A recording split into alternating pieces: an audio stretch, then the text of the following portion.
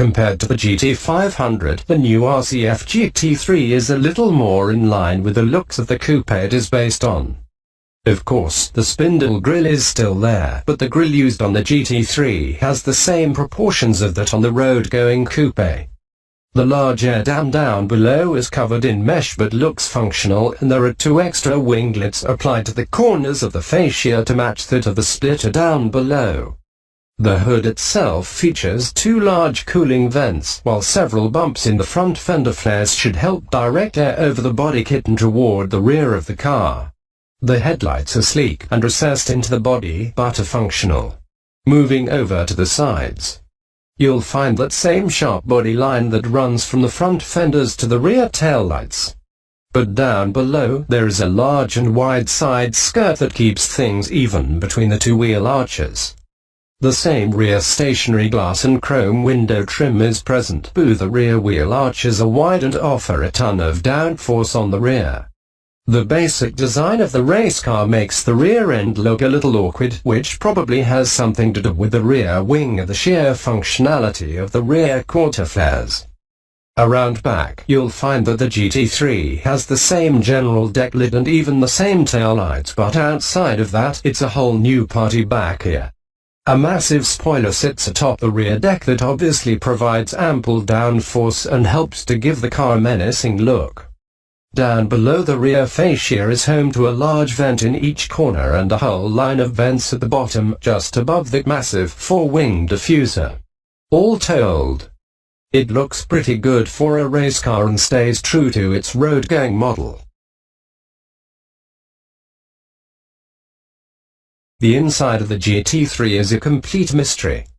Lexus has said nothing about it and failed to include images with the car's announcement as well.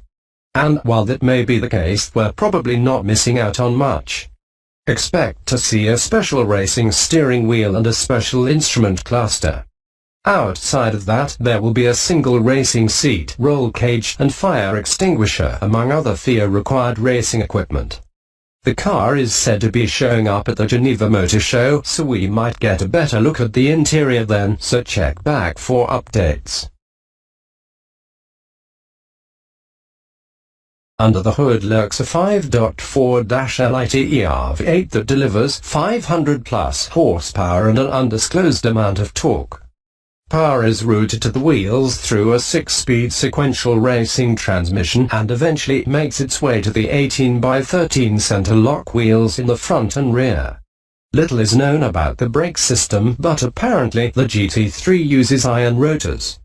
As of now, what kind of performance times we're talking about here is also a mystery.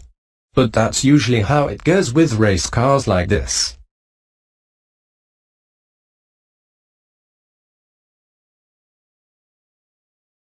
The AMG GT3 has been around since 2016 and is effectively a souped-up road car turned track monster. It features the same kind of interior and exterior modifications to incorporate better aerodynamics and downforce while still meeting FIA requirements. It's motivated by a 6.3-liter V8 that uses a dry sump oil system. Mercedes has yet to release performance details, but the AMG GT3 is lighter than the SLS, so it will likely have less than the 500 horsepower pumped out by that model. Shifting duties are handled by a 6-speed transmission that's mounted between the rear tires for better weight distribution. The GT3 model gets the same suspension system as the road-going GT and even uses a direct ratio rack and pinion system. The 650S GT3 came to be after the road-going 650S replaced the MP412C. As such, McLaren needed a new GT3 contender, and that's what you see here, an evolution of the 12C GT3. Like most race cars, we've never gotten a good look at the inside of the 650S GT3. But like all of them, the interior will be similar to that of the road-going model with the additional of a roll cage, special steering wheel, special electronics, and other safety equipment. It's powered by McLaren's famed 3.8-liter twin-turbo V8 that delivers 493 horsepower through a 6-speed transmission that's pneumatically activated via paddles behind the steering wheel. It's actually kind of nice to see a race car based on the RCF that doesn't look goofy. I mean, after all, the GT500 featured a deformed grille and much weaker styling.